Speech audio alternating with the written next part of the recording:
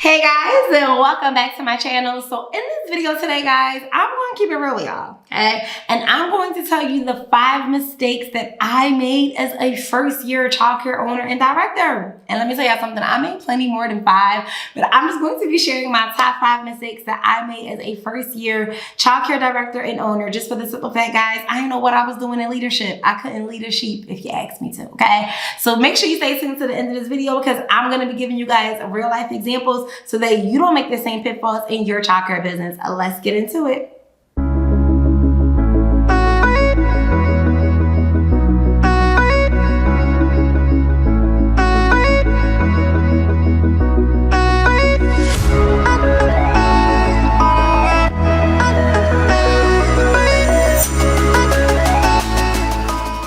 A little backstory, if you are brand new to my channel and to the Educated Minds community, first, welcome. Make sure that you hit that subscribe button so you can get all of the videos that I drop on an every week basis. But more importantly, if you don't know, I always have to share just a little backstory because my situation may be a little bit different than yours. So I come from a family-based childcare provider background. I am a second generation childcare owner, so meaning that my mom started the business when I was 3 years old and I am now 33. So I've been in the childcare industry all of my life. My mom started the business in our home and it grew from basement, living room, all the other rooms upstairs till we were kicked out, and then now we got a full house, right? So I come from the era of being a family-based childcare provider. I joined the childcare family business when I was 18 years old. I graduated college when I was 21 years old, and so I became a full-on owner and director of our newest location at that time at 21 years old. Okay, and in that space, I didn't know nothing. I had book knowledge, yes, because I graduated from Westchester University with a bachelor's degree in early childhood and a teaching cert, but I didn't have no leadership skills. I didn't have no business knowledge. I knew nothing about leading a team. I knew nothing about management. I didn't know anything.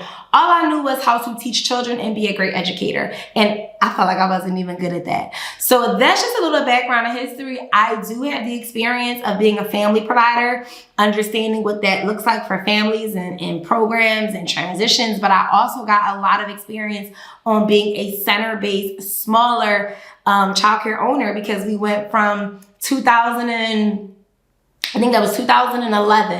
that we got our second location site, and that's when I joined into the family business, and then we got 3 more location sites within the next 5 years.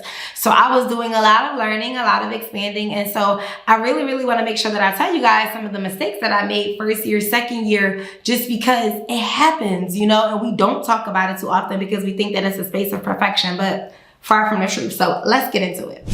All right, so the first mistake I feel as though I made, guys, is I'm gonna keep it real. I'm gonna say the first one I think is professionalism. That's the most easiest one. And the reason why I say professionalism, I think people have the concept of professionalism like just looking the part. Yes, like we wanna look the part. You wanna be professional. You wanna have uniforms for your staff and for your team. But I think for me, professionalism was a couple things. I think it was the fact opening up on time. Okay, if we say that we open up at 7 a.m., that doesn't mean, Dom, that you're pulling up in your car at 7 a.m. No, sis.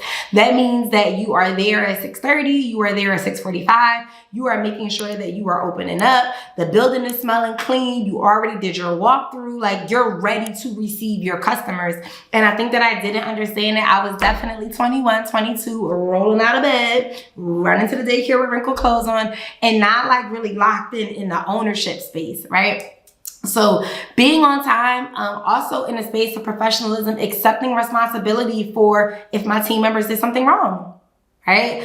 You got to accept that. You got to carry that. You got to apologize. You got to make sure that your reputation and your business is well thought out. And even if you did not do anything wrong, you are the leader. Okay, if a child went home wet, if a child went home with a scratch, if something happened that was not supposed to happen in your care, it's your responsibility to make sure that you accept responsibility for it on your team's behalf or just on your behalf in general, and make sure that you provide a better service. And I think that for a while I felt like, well, I didn't do it, or it was the kid's fault or whatever, making all type of other reasons. But at the end of the day, you're a business owner, okay?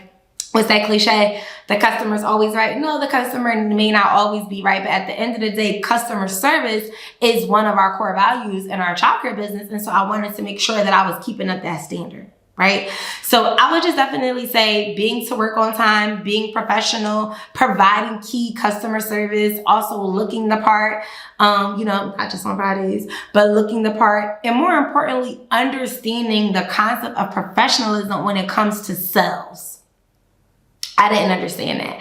I just thought like, oh, people are going to ring my bell. Oh, people are just going to walk in. And if they did ring my bell or they did walk in, I didn't have the concept of professionalism, and you only get one shot. You only get one moment to sell your program. You only get one moment to impress that future customer, or impress that parent or family, or maybe social worker that's looking and shopping the market for a family. So I think professionalism, honestly, guys, is one of the biggest mistakes that I made in my first year of business, because I didn't take it that seriously. Like I knew that I needed to do better, but I don't think that I was really ready to commit.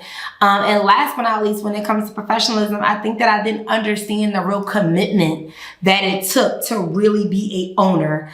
And in that space, I say commitment is that it took me like the first 3 months. My mom was like, look, this is your building. This is your location. You have full control over how everything is hired, fired, enrolled, ran, everything. And I was like, okay, thinking that it was sweet, and it wasn't. So I realized ultimately at the end of the day that the way that I show up for my staff, the way that I show up for my families, the way that I show up for other business to business vendors made a key difference in how people treated me, how I received money on time, the type of people that I was hiring into our business, all of those things under the sun. So I think professionalism is really, really important to make sure you drill on in as your first or second year as a business owner. The second one that I think I would say I made is just the fact of consistency. I think that I was not consistent, and I know plenty of providers that will probably say the same thing. I just don't think that I was consistent in my space of providing the service. So yes, I was showing up to work on time, but what was going on in the classrooms wasn't consistent. One day I might be doing circle time. One day we might start out reading the story. One day we might go outside at 11. One day we might go outside after nap after 2. Like there was no consistency. And because there was no consistency in the classroom, that meant that I had no consistency for the new team members that I was bringing in. Like there was not a layout. There was not an expectation. Yes, there was an expectation, but I don't think that I was really holding them accountable to that space of the consistency and a routine, because we deal with children. They need routine and they need consistency, and we have to be the ones to enforce it. So I think the consistency in the space of training for my team, the consistency in the space of what's going on in the classroom, the consistency for the space of what I'm doing and my leadership for that team, for that building to thrive and grow, was definitely a number 2 major problem that I experienced just being a childcare owner in my beginning years.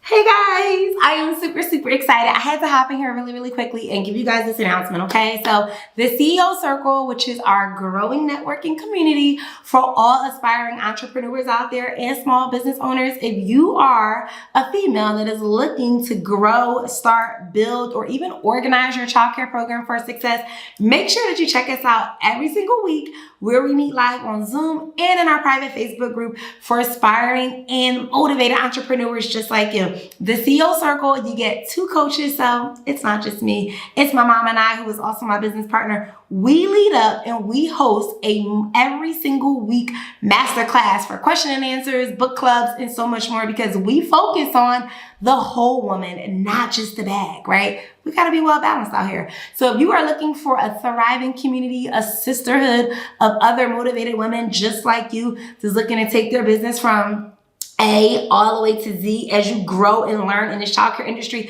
make sure that you check out the CEO Circle and our monthly membership, and make sure you try out our 14-day free trial. Let's get into it. Visit www.educatedminds.com. Number 3 is definitely going to be people management. I told y'all at the beginning of this video, I did not know nothing about managing people. And so that was like a real biggie for me, because imagine you being 21, 22 years old. I got staff that's 30, 40, like got years plus on me, especially experience in the game and in the field, but also just in the classroom, in the industry as a whole. I'm fresh out of college, becoming a brand new entrepreneur owner at 21. So with that being said, I think the space of people management is something I definitely had to learn. And in that space. That is probably one of the number one reasons I did go back to Arcadia University and get my master's degree in educational leadership, because I genuinely felt like, yes, I know how to teach children. Yes, I know it's developmentally appropriate, but I don't know how to lead a team. My leadership was poor. Like, it was poor, right? And so I think just understanding leadership and how to manage people, how to read people, how to teach people, how to understand how people learn. But more importantly, the fun fact of enforcing policies. Like, we don't want to do it. We think that, oh, I don't want teachers to be mad at me, or that's not what life is about. This is a business, right? And businesses have standards and businesses have core values. And I think that I had to take the emotion out of it and begin to think more like a business owner and begin to think more like a leader and supporting them in that way, but not just supporting them, but also holding them accountable, because I was super afraid to enforce my policies. I was the very super nice boss. If people came in late, it was like, okay, don't do it again. If people took extra time for break, it was like, oh, whatever. If people were not prepared and doing cutouts on the floor, I barely corrected anybody. So I think for me, it was people managing people, but I also think that it was enforcing my policies and procedures and my employee handbook. And I think that it was really setting the expectation that A, we're not friends. Right? B, I'm here to assist you. I'm here to help you. I'm here to model with you. And that's some of the major changes I did do. Learning that in my leadership class, I got my director's credentials. So understanding and learning how to lead a team, but also how to hold them accountable and not feel bad for it. So I think that was like definitely one of my mistakes I made early on in my leadership. So with that is exactly why we created the Stream Your Hiring Process HR course, guys. It is literally done for you. Let me tell you something. If I would have had this HR course when I was way back in, I think that my process would have been more organized. I think that my binder system would have been ready. It could be times when I scheduled interviews and forgot. I didn't have an application. I didn't have no folders. I didn't have no marketing material, like none of that stuff, okay? And so that is exactly why I designed the HR Stream Your Hiring course for childcare providers, just so that, guess what? How many times do you not feel like sitting down with the same number of employees, or every time somebody sit down, you got to say the same thing? I learned that you want to hire multiples. I didn't hire people 2, 3, 4 people in 1 week, and it doesn't overwhelm me no more. Why? Because everything that I do in the HR startup course is exactly what I do for my own team. So we have our entire binder system ready. I could hire somebody today, right now, on this YouTube, which I wouldn't, but I could hire somebody today, right now, and all I got to do is go to my HR binder and literally pull out everything that I need. I'm no longer in the computer or looking in the file cabinet or trying to find a copy of an employee handbook. No, it's done for you already. And not only is it done for you already, we have 2 great, amazing presentations that are also already done for you, because I've learned it's not about the hire.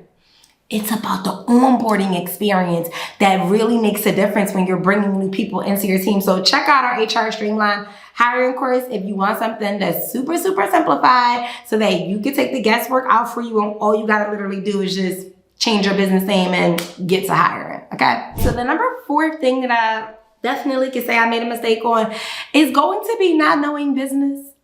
I'm gonna tell y'all right now, like, the Dom that y'all see today, here we are in 2023 as I'm making this video, is not the same Dom that I was in 2011, 12, 13, 14, and thereon after, okay? I have literally learned through my financial mistakes. I've literally learned through business mistakes. I've literally learned through courses. I've literally learned through messing up quite a few zeros. My business partner will definitely tell you. And so I think that a mistake that I made is that I didn't allow myself time. I didn't feel that I needed to know that. I felt like, oh, you put this person in place and they're there to do it for you. But that's not true. Okay, it's our job to make sure that we learn and understand business.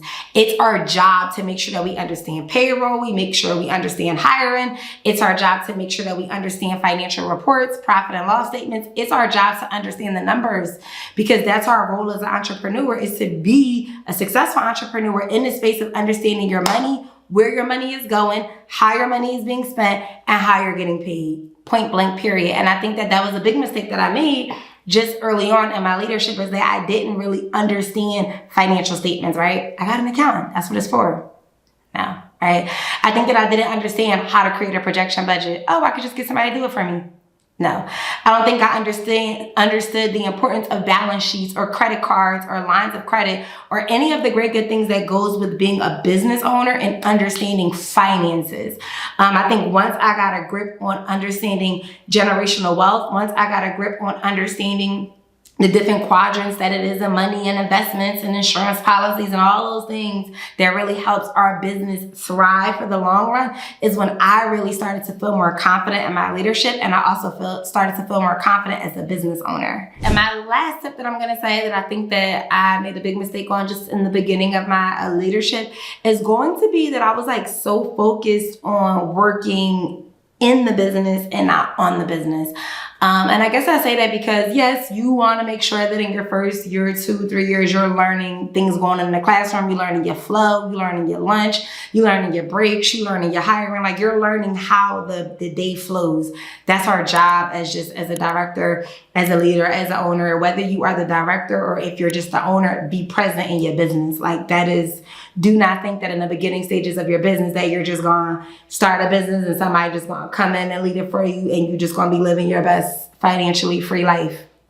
I'm here to tell you it takes time to grow to that, and I will contest anybody that says different, okay? Because I'm very, very hands-on in our childcare based program. But I guess I will say is understanding the space of working in the classroom and not working outside of the classroom. So with that very reason, I was the janitor, I was the cook, I was the cleaner, I was the after school teacher. I was every layer's role that there was in the business. And because I was doing all of those things and I wasn't delegating out or I wasn't hiring or I wasn't having a more well-balanced schedule, I became extremely overwhelmed. So I didn't have energy to learn business. I didn't have energy to learn accreditation. I didn't have energy to learn about other state-granted grant funding programs that could potentially bring longevity and more finances into my business. I was solely just focused on the concept of children being safe, children learning, cleanliness, and done for the day. And that's great, but we are not going to grow as entrepreneurs if we don't learn the concept of not just working in our business, but also working on our business. And I think that once I became okay with the sacrifice that, hey, maybe I am the teacher, the janitor, and everything else under the sun. So on some Saturdays, I would be at the daycare, like exactly what I'm doing here. I would be at the daycare. I would be rearranging classrooms. I would be maybe understanding like the licensing procedures and maintenance in the files. I would be at other trainings or going to like conferences and things, learning about accreditation. Like, how can I make my program better? How can we grow our business to the space of where we are here 24 years later, and me being a part of the business for the past 13 years. So I think that you have to really understand that it's important to be in the classrooms and in the building, but you got to have well balance when it comes to working on the business in order for the business to thrive and grow. So if you like this video and more where they came from, make sure that you hit that like button, hit that subscribe button, and leave me some comments down below on what you're struggling with as a brand new beginning childcare entrepreneur. Until next time.